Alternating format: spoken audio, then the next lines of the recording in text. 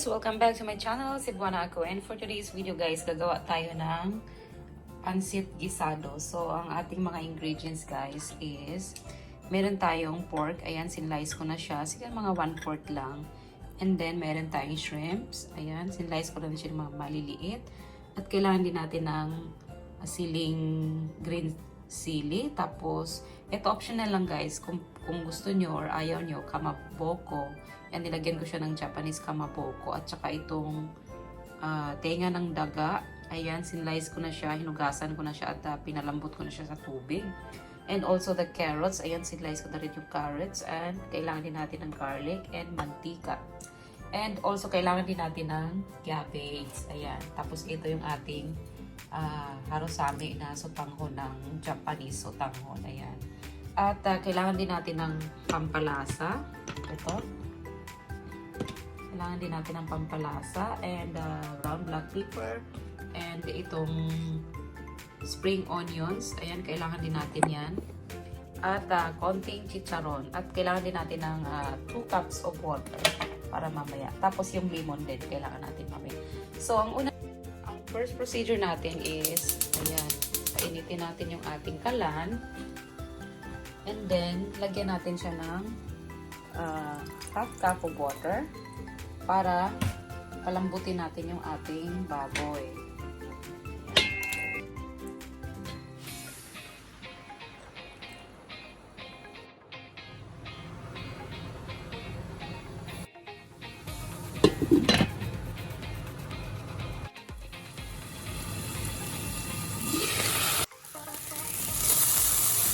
Natuyo na yung kanyang sabaw guys. Ayan. Isahin na natin siya ng konting mag-golden brown siya. So, pag ganyan na ang kanyang kulay guys, so let's remove this one. Remove natin siya. Transfer natin siya. Now, in the same pan, maglagay tayo ng mantika.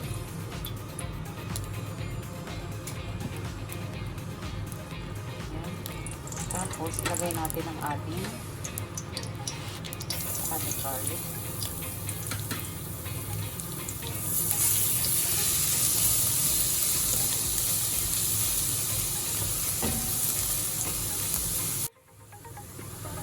And now, let's add the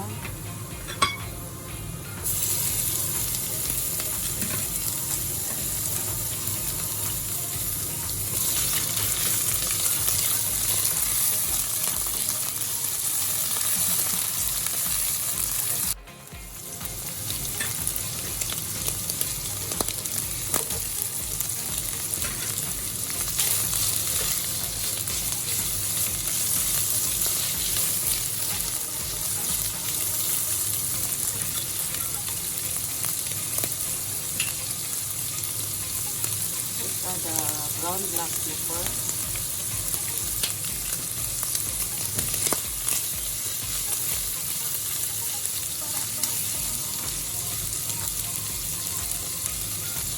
And let's add the tenga ng daga.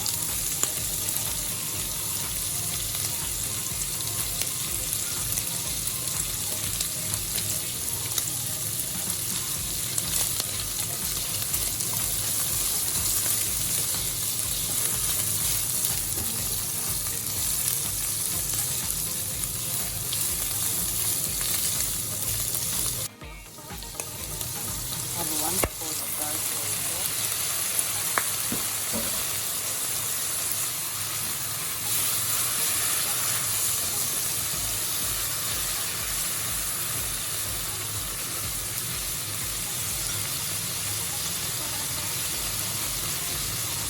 And pampalasa, 1 spoon of mga teaspoon of pampalasa.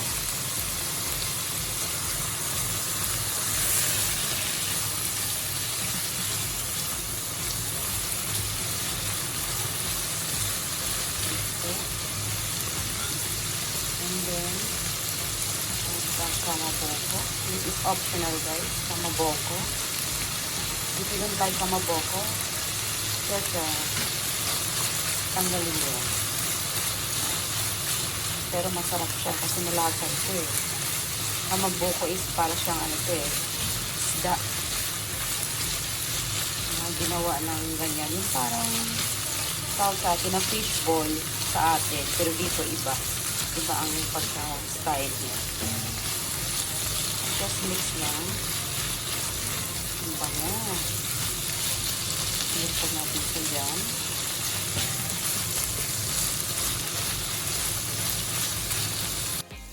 And then, pag ganyan na siya guys, dinadagdagan ko siya ng chicharon. Konting chicharon. Pagdagdag lang yan sa panlasa guys, ng chicharon.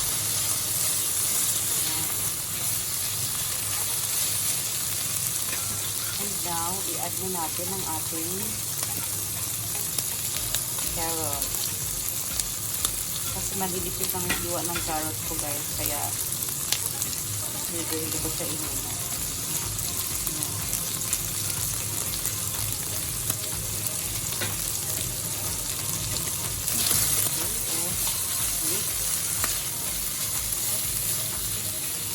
And then, ilagay din natin ang ating cabbage.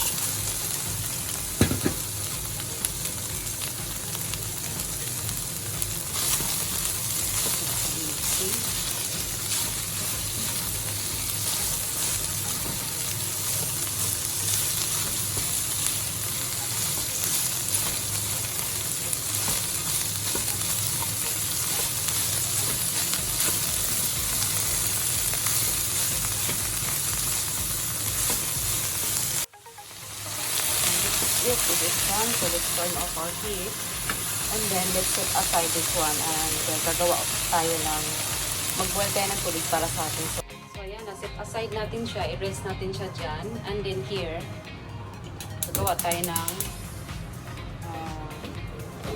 sotanghon. Boil tayo ng 2 cups of water, tapos ilagay natin yung ating sotanghon pag nag-boil na siya. Sa ating water guys, ang gagawin ko dito guys is tinitimplahan ko yung tubig. Tinitimplahan ko siya ng 1 spoon of pampalasa para lumalasa siya. At tapos, nilalagyan ko siya ng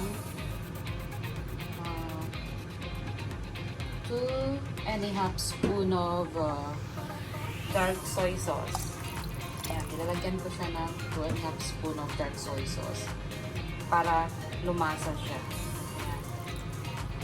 Tapos, ilagay natin yung ating sotanghon. Here, i-boil lang natin siya dyan, guys. Mga sandaling minuto lang naman.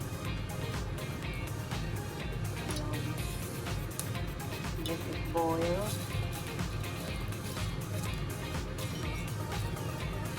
Lutuin lang natin itong ating pancit sotanghon na Japanese style na sotanghon ng 3 minutes.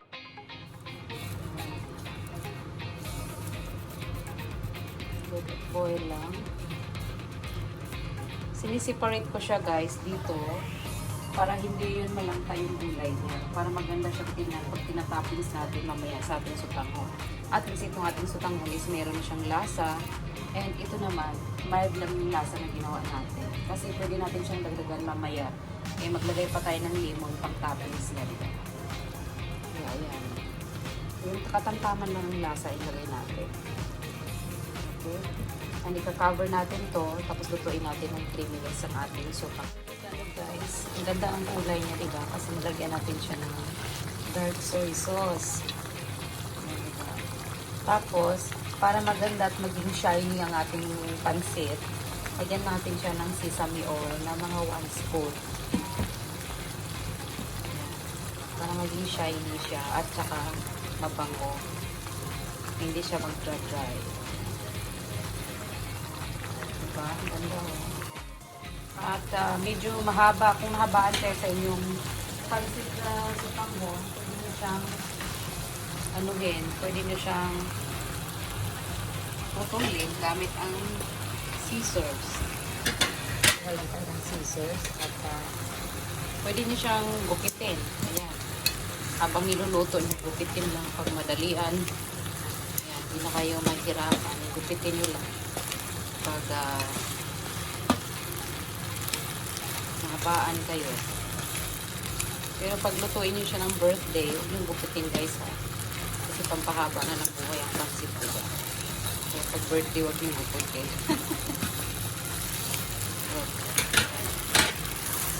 Diba? Ang kulay at saka may lasa na siya. Patuyuin lang natin yan. And mayroon tayong tira na gulay na repolyo. Ayan, ilagay natin dyan. Meron siya.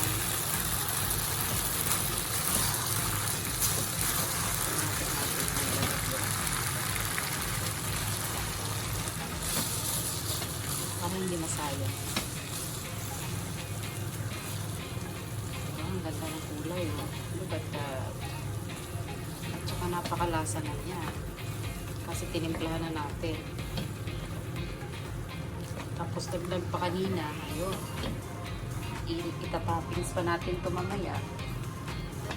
Bongga, diba? Ganito ako magawa ng pansit, guys. Iba-iba ang style ng gawa ko nito eh. Mahilig kasi ako magawa ng pansit. Masarap kasi ito, guys, pang almusal, pang merienda.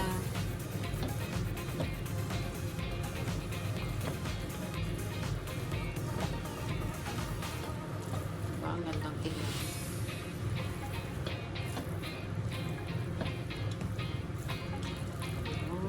Ganda ng kulay, oh. Napaka-shiny. Gawa nang nilagyan natin siya ng sesame oil. Ang ganda. Okay. Super shiny. Napaka-sarap.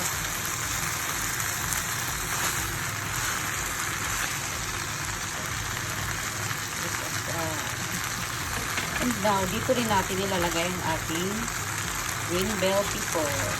Ayan. Kasi malapit na siyang maluto. Kailangan half cook lang ang ating green bell pepper. Kasi masarap ito eh. Masarap yung kinakain natin medyo malutong-lutong pa siyang konti. Look at that. Bongo. Masarap. Masarap sa handaan ito, guys. Okay. Anong gagawin natin? Lagyan natin siya nitong cup. Ayan, kuha tayo ng cup here. Transfer natin here. Ayan. Tapos yung tira nitong cup, itatoppings natin sa ibabaw mamaya. Diba? Oh my gosh. Super yummy. Natin. Keep on mixing. Oh my.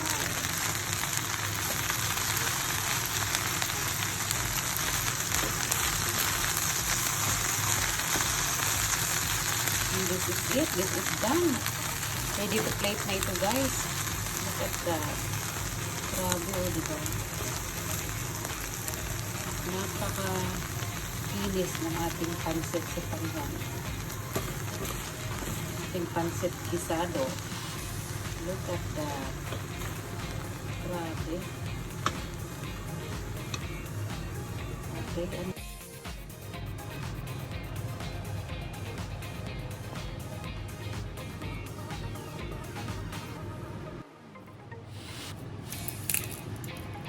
let's put a little bit of chicharron.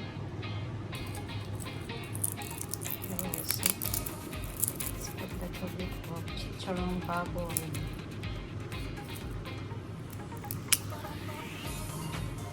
And then, let's garnish with spring onions.